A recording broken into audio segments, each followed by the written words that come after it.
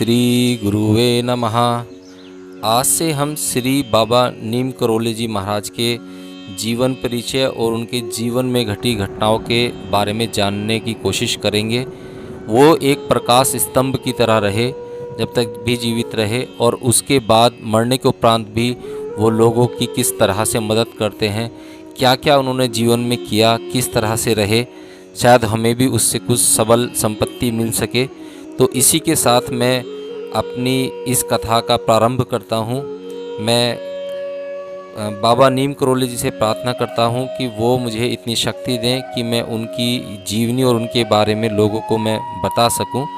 चलिए शुरू करते हैं। इसे सीरीज के रूप में हम पेश करेंगे आपके सामने। इसमें काफ़ी उनके जीवन की घटनाएं हैं, तो मैं कोशिश करूँगा कि मुख्य मुख्य घटनाएं आपके सामने मैं प्रस्तुत कर सकूं। चलिए शुरू करते हैं उनके परिचय से। हमारे देश भारत पर चीन का अप्रत्याशित आक्रमण हो रहा था। एलनगंज इलाहाबाद में एक गृहस्थ के घर पर एक तख्त पर धोती पहने कंबल ओढ़े विराजमान थे एक महानुभाव। विशाल शरीर, चौड़ा वक्षस्थल, भरा बदन, उच्च ललाट, लंबी नासिका, मोहक नेत्र, चित्ताकर्षण मंद मुस्कान, उनकी आनंदमयी देह का यह रूप दर्शनीय था। उनके पैरों के पास बैठा यह चरणार्थी दुखी था उस दिन के दैनिक समाचार से। चीन तेजपुर से आगे घुसता चला आ रहा था। भारतीय सेना शत्रु का सामना नहीं कर पा रही थी। देश की इस भयावह स्थिति से प्रेरित होकर मैंने इस प्रसंग में उनसे अपने निराशपूर्ण विचार व्यक्त किए। वे सहज भाव से बोले, भारत ऋषि मुनियों का देश है, यह धर्मपरायण है, कम्युनिज्म यहाँ ठहर नहीं सकता, चीन वापस लौट जाएगा। मैं मन ही मन यह सोचकर दुखी हो गया कि यह संकटापद स्थिति में भी हम भारतवासी कितने उदासीन हैं। मैं तुरंत विनम्रतापूर्वक बोल उठा, बाबा, यदि चीन को लौट ही जाना था तो निरर्थक आक्रमण क्यों कर रहा है? मेरे प्रश्न करते ही उन्होंने एक संक्षिप्त उत्तर दे दिया, तुम्हें जगाने को। मुझे संतोष नहीं हुआ, पर मैं मौन हो गया।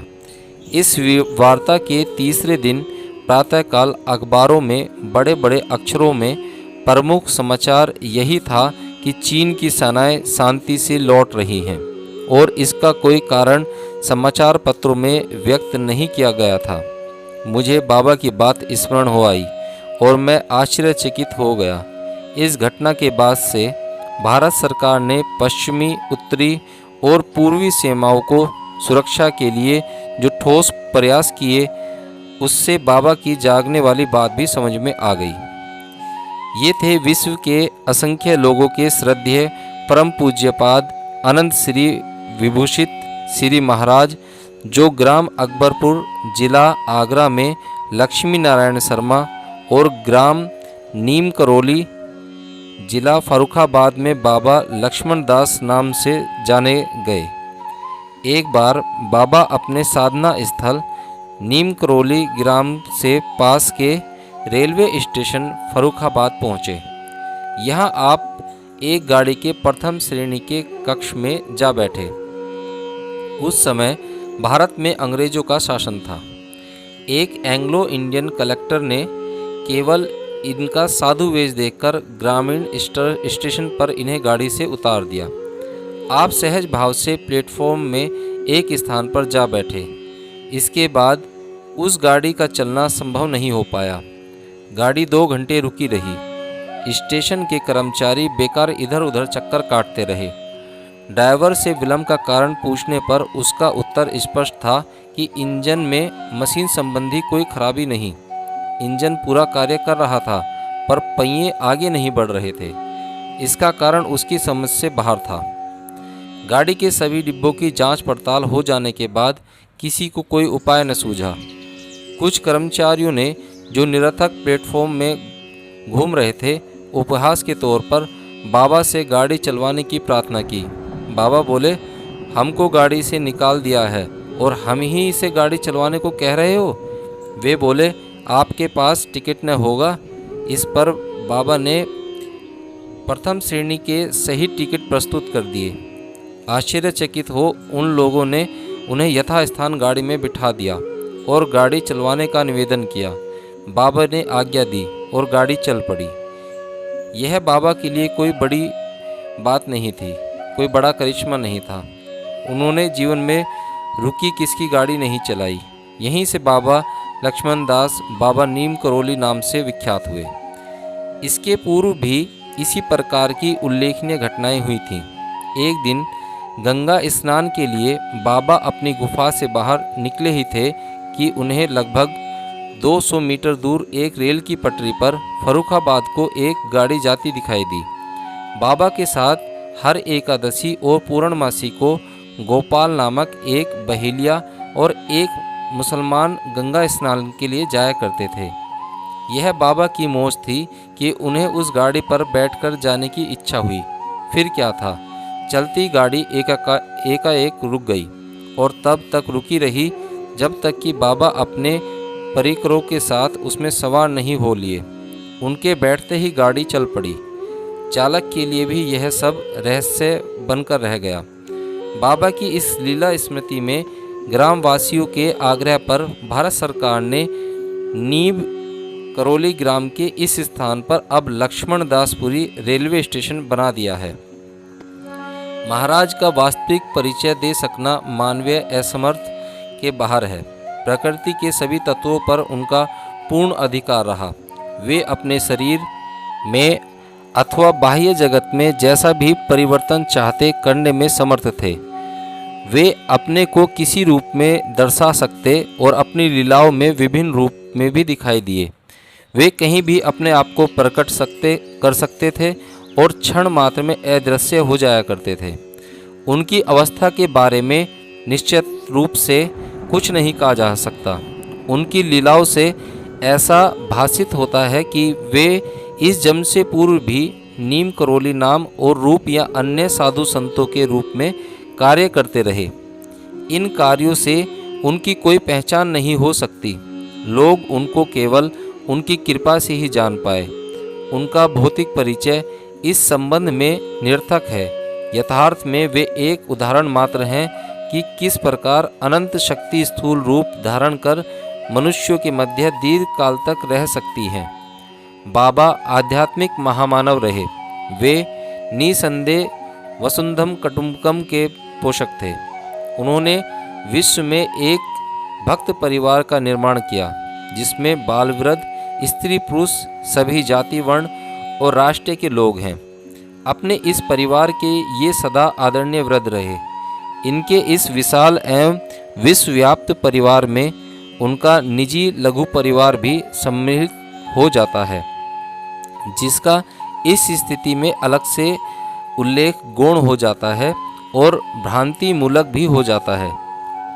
बाबा में भेद दृष्टि थी ही नहीं। संभवतः इसी कारण से उन्होंने इस लघु परिवार की चर्चा भक्त समुदाय में कभी की ही नहीं। फलतः उनके निकटतम भक्तों को भी इसकी जानकारी नहीं थी। इस परिवार की जानकारी प्रथम बार भक्तजनों को बाबा की महासमाधि के अवसर पर हुई और उनके अंतिम संस्कार के सभी के मिलने उनके परिवार ने भाग लिया। इन दोनों परिवारों में प्रेमपूर्ण भाईचारे का संबंध होने से ये भिन्न नहीं एक ही प्रतीत होते हैं। अतः सुनने वालों से तुष्टि के लिए इतना कहना यथेष्ट होगा कि इस धराधाम ग्राम अकबरपुर जिला आगरा में अनुमान है कि इस शताब्दी के कुछ ही पूर्व बाबा एक संपन्न ब्राह्मण परिवार में अवतरित हुए और लक्ष्मी नारायण कहलाए। कुछ विशेष कारणों से 11 वर्ष से पूर्व ही आपको घर छोड़ देना पड़ा और आप भागकर गुजरात पहुंच गए। इस अल्प अवधि में आपकी भौतिक शिक्षा हो ही क्या सकती थी, पर जब आप घर रहे भी आपने इस ओर कोई रुचि नहीं दर्शाई। बाबा भक्त समुदाय के बीच बहुधा कहा करते थे, इस संसार में सब शिक्षित होकर आते हैं और ईश्वर ही महान शिक्षक है। वास्तव में आपको पढ़ा कौन सकता है, और पढ़ाता भी तो क्या, आप जन्म से ही सिद्ध थे। कहते हैं कि उस छोटी उम्र में आपने एक बार घर के लोगों को पूर्व सूचना दी कि आज रात डाका पड़ेगा, पर आपका बाल स्वभाव समझकर किसी ने आपकी बात को कुछ महत्व नहीं दिया। बाबा की बात सत्य घटित हुई। उस रात आपके घर डाका पड़ा। गुजरात में आप किसी वैष्णव संत के आश्रम में रहे, जिसने आपको लक्ष्मण दास नाम दिया और वैरागी वेश धारण करवाया। गुजरात में आप लगभग 7 वर्ष रहे। यहाँ आपकी लंबी जटाएं हो गईं। आप मूंज की करधनी से लंगोटी बांधे रहते और आपके पास संपत्ति कहने को एक तांबे का कमंडल था। मरबी से लगभग 40 किलोमीटर दूर ग्राम बबनिया में आप श्री रामबाई के आश्रम में भी रहे और यहाँ पास में एक तालाब के भीतर आप साधना करते थे। बाबा का विषम परिस्थिति में घर से भागकर जाना एक नियति था। वास्तव में आगे होने वाली उनके जीवन की महान लीलाओं की यह भूमिका थी। बबनिया से आपने देश भ्रमण के लिए प्रस्थान किया। आप इस यात्रा में जिला फर्रुखाबाद में ग्राम नीम करौली पहुँचे, जहाँ आपने विश्राम किया। आपकी वाणी दिव्य थी। जो भी शब्द आपके मुंह से निकलते सत्य घटित होते पाए गए। इस कारण ग्रामवासियों का बाबा लक्ष्मण दास से लगाव हो गया। इन लोगों ने आपको अपने गांव में ही रोक लिया और आपकी सुविधा को ध्यान में रखते हुए आपके लिए जमीन के नीचे एक गुफा बना दी। बाबा इसके भीतर अपनी साधना में लीन रहते थे। आप दिन भर गुफा में रहते और रात्रि के अंधेरे में बाहर आते थे। वे कब दिशा मैदान जाते थे, किसी ने उन्हें नहीं देखा। इस प्रकार ग्राम के लोगों से आपका संपर्क कम ही रहा। कालांतर में प्रकृति के कार्यों से यह गुफा नष्ट हो गई। इस पुरानी गुफा के नष्ट होने के लगभग 8 वर्ष बाद श्री माँ के आदेश और ग्रामवासियों के सहयोग से यह कच्ची गुफा भूमि खोद का प्रकाश में ले आई गई और भक्तों के दर्शनार्थ सुरक्षित रख दी गई। इसके बाद इस गुफा से 200 मीटर दूर एक दूसरी गुफा का निर्माण किया गया, जो आज भी सुरक्षित है। इस गुफा की ऊपरी भूमि पर बाबा ने हनुमान मंदिर बनवाया, जिसकी प्रतिष्ठा में आपने 1 महीने का महायज्ञ किया। इस अवसर पर आपने अपनी जटाएं भी उतरवा दी और मात्र एक धोती धारण करने लगे, जिसे आप आधी पहनते और आधी ओढ़े रहते थे। एक नई गुफा में आने के बाद से बाबा का संपर्क गांव वालों से बढ़ता चला गया। यहाँ उनकी अनेक लीलाएं हुई, जो अब भी ग्रामवासियों से सुनी जा सकती हैं। यहाँ गोपाल नामक एक तिरस्कृत बहेलिया आपका भक्त हो गया, जो आपकी गुफा में नित्य सेवा के लिए आता था। नीम करौली के समवयस्क युवकों के साथ बाबा का मेलजोल बढ़ गया। वे उनके साथ खेलकूद में भाग भी लेने लगे। बाबा इनसे इतने घुले मिले रहते थे कि उनकी लीला वैचित्र को समझ पाना इनके लिए कठिन था। आँख मिचोली के खेल में कोई कहीं भी जंगल में छिपा हो, आप उसे तुरंत ढूंढ लेते, पर आप जब स्वयं छिपते तो अदृश्य हो जाते थे। वृक्षारोहण में इनका पीछा करते जब अन्य लोग उस पेड़ पर चढ़ते, तो ऊपर पहुंचने पर बाबा पास के दूसरे पेड़ पर दिखाई देते। छलांग मारकर दूसरे पेड़ पर जाते, वे कभी किसी को दिखाई नहीं दिए। फिर भी यह बात सखाओं के लिए एक साधारण आश्चर्य ही बनती जा रही थी। तालाब में भी बाबा लुप्त हो जाते और बहुत देर बाद दिखाई देते थे। एक दिन गोपाल से भूल हो गई। उसे बाबा की आज्ञा का ध्यान नहीं रहा और वह दूध का लोटा लिए उनकी गुफा में प्रवेश कर गया, क्योंकि बाबा ने मना कर रखा था कि मेरे बिना आज्ञा के कोई भी इस समय गुफा में नहीं आएगा। उनका एक समय निश्चित था जिस टाइम वो ध्यान करने के लिए बैठते थे, और वो जो है इस समय गोपाल को बाहर द्वार पर बैठा के रखते थे कि इस समय कोई भी अंदर नहीं आएगा। पर जो गोपाल जी थे तो वो दूध का लोटा लिए उनकी गुफा में प्रवेश कर गए। भीतर जाते ही वे त्रसित हो गए।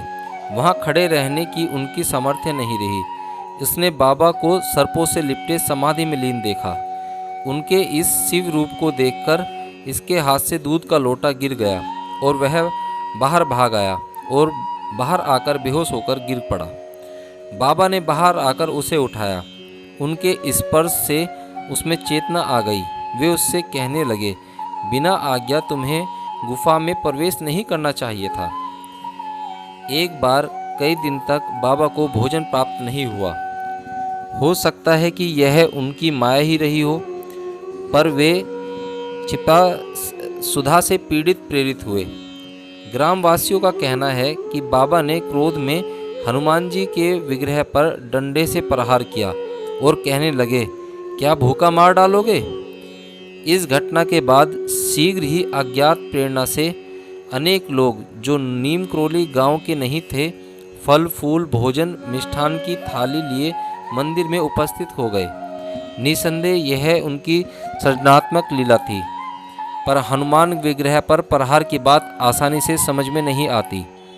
कोई भक्त ऐसी धारणा भी नहीं कर सकता, तो फिर महाराज ऐसा कैसे कर पाए? वस्तुतः बात यह है कि बाबा हनुमान के भक्त नहीं, अवतार थे। उनकी लीलाएं हनुमान जी की लीलाओं से अधिक मेल खाती हैं और वे सदा हनुमान के रूप में ही पूजे गए। सन 1935 में एक बार एक सेठ चांदी की थाल में अनेक स्वर्ण मुद्राएं सजाकर बाबा को अर्पण करने नीम करोली गांव में उपस्थित हुआ। उस समय उनके पास गोवर्धन आदि कई ब्राह्मण थे। बाबा ने सेठ की भेंट स्वीकार नहीं की। ब्राह्मण वर्ग यह चाहता था कि जब बाबा को कुछ लेना पसंद नहीं है तो यह धनराशि उन्हें दिलवा देते। बाबा ने उनकी बात नहीं मानी। इस कारण ब्राह्मण अप्रत्यक्ष रूप से उनके विरोधी हो गए। इस घटना के बाद एक पूर्णमासी के सवेरे एक सेठ आगामी वार्षिक यज्ञ के लिए 30 कनस्तर शुद्ध घी लेकर वहां पहुंचा। बाबा उस समय गंगा नदी के लिए फर्रुखाबाद गए थे। उनकी अनुपस्थिति में ब्राह्मणों ने उस सेठ से बाबा की निंदा की और घी के टीन उसी के साथ लौटा दिए। बाबा फर्रुखाबाद से ही यह सब देख रहे थे। गांव आने पर उन्होंने उन ब्राह्मणों को बुलाकर बहुत फटकारा और अगले वार्षिक यज्ञ का विचार ही त्याग दिया। इसके कुछ समय बाद आपने एक दिन नीम करोली ग्राम को ही छोड़ दिया। आपने भले ही 18 वर्ष वास करने के उपरांत इस गांव को क्षण मात्र में हमेशा के लिए त्याग दिया, पर इसके नाम को स्वयं धारण कर इसे विश्वविख्यात एवं अमर बना दिया। इस प्रकार सन 1935 के पश्चात आपने किला घाट फतेहगढ़ में गंगा के किनारे वास किया। वहाँ गायें भी पाली जो आपकी आज्ञा का अनुसरण करते हुए आपके दर्शनार्थियों का मनोरंजन भी करती थीं। यहाँ आपने अनेक फौजियों को अपने दर्शन से कृतार्थ किया और भारतीय साधु वर्ग से घृणा करने वाले कर्नल मकन्ना का हृदय परिवर्तन कर उसे अपना परम भक्त बना लिया। किला घाट से बाबा का संपर्क नागरिकों से बराबर बढ़ता ही चला गया। इसके बाद वे एक स्थान में बहुत दिनों तक नहीं रहे। संभवतः वे इधर उधर भ्रमण ही करते रहे। चौथे दशक में नैनीताल आने से पूर्व आप कहाँ कहाँ गए और आपकी क्या क्या लीलाएं देखने में आई, इस संबंध में निश्चित रूप से कुछ कहा नहीं जा सकता, पर यह अवश्य देखने में आया कि धीरे धीरे आपकी मान्यता बरेली, हल्द्वानी, अल्मोड़ा, नैनीताल आदि उत्तर प्रदेश के स्थानों में बढ़ती गई और इसका विकास लखनऊ, कानपुर व वृंदावन, इलाहाबाद, दिल्ली, शिमला और सुदूर दक्षिण में मद्रास आदि बड़े शहरों में भी हो गया। ग्रामीण एवं मध्य वर्ग के लोगों के अतिरिक्त मान्य एवं प्रतिष्ठित वर्ग के लोग भी अत्यधिक संख्या में इनके भक्त होते गए। हिंदू, मुस्लिम, सिख, ईसाई सभी जाति और वर्ग के स्त्री पुरुष, बाल, वृद्ध एवं विदेशी लोगों के आप आराध्य हो गए। राष्ट्रपति वी गिरी, उपराष्ट्रपति गोपाल स्वरूप पाठक, राज्यपाल कन्हैयालाल मणिक लाल मुंशी, उपराज्यपाल भगवान सहाय राजा भद्री, नारायण वासुदेव मुखर्जी, जुगल किशोर बिड़ला, सुमित्रानंद पंत कवि जो थे, अनेकानेक राजनीतिक दलों के नेता गण, अंग्रेज जनरल मनक, अमेरिका के डॉक्टर रिचर्ड एल्पर्ट आदि लोग आपके भक्त हो गए। प्रधानमंत्री जवाहरलाल नेहरू को बाबा के दर्शन श्री भगवान सहाय के माध्यम से हुए। फौजी, सिविल और पुलिस अधिकारियों के तो बाबा पता नहीं कितने भक्त थे।